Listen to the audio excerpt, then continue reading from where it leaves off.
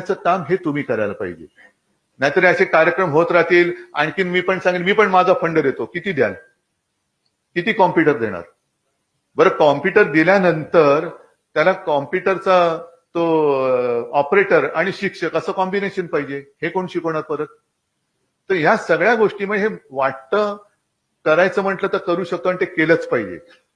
आणि एका गोष्टीचं मला नक्कीच समाधान आहे की कोणीतरी केलं पाहिजे म्हणण्यापेक्षा माझ्या पक्षाचा आमदार करतोय याचा मला अभिमान आहे. याचा मला नक्कीच अभिमान आहे.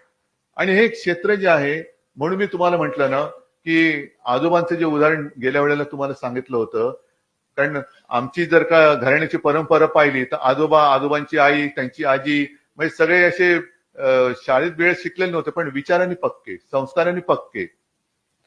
तर एकदा शाळेतनं आजोबांच्या आईना बोलवणं आलं की जरा बोलाय, आजच आजोबांची पुण्यतिथी. तर आजोबांच्या आईला बोलवलं आणि त्याने शिक्षकांनी सांगितलं की हा केशव जरा अभ्यासात कच्चा आहे, त्याची तयारी करून घ्यायला पाहिजे. आताचं शिक्षक सुद्धा ते होतं ना, तुमची काय होते, पीटीए. पीटीए म्हणजे आता खरं शिक्षकावरती जी जबाबदारी असते ते शिक्षक बहुतेक पालकांवरती टाकतात.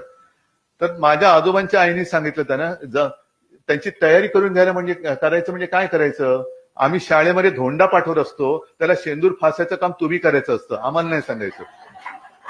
आम्ही शाळेत त्याच्यासाठी पाठवतो आणि शाळेत पाठवल्यानंतर शिक्षक जर का सांगत असतील की याची तयारी करून घ्या, मग तुम्ही कशाला?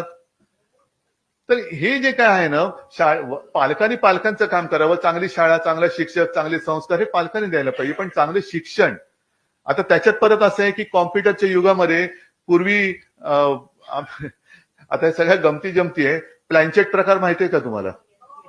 अरे हो, सगळ्यांनाच माहिती आहे. आता त्याच्यात असं म्हणतात की ते असं ते म्हटलं का आत्मे येतात, बरोबर ना? इंटरनेट काय आहे?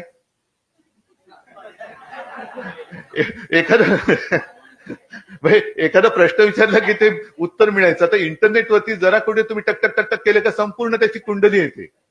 पण ही माहिती झाली.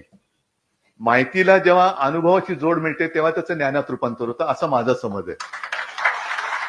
आता त्या माहितीच्या आधारावरती त्याचं ज्ञानात रूपांतर करून त्याच्या चांगल्या मूर्त्या घडवण्याचं काम हे करणं हे तुमचं काम आहे. आणि या कामासाठी आमच्याकडनं जे जे लागेल, ज्या ज्या वेळेला लागेल ते आम्ही यथाशक्ती केल्याशिवाय राहणार नाही, एवढं एकच वचन तुम्हाला देतो आणि शुभेच्छा देतो. जय हिंद, जय महाराष्ट्र.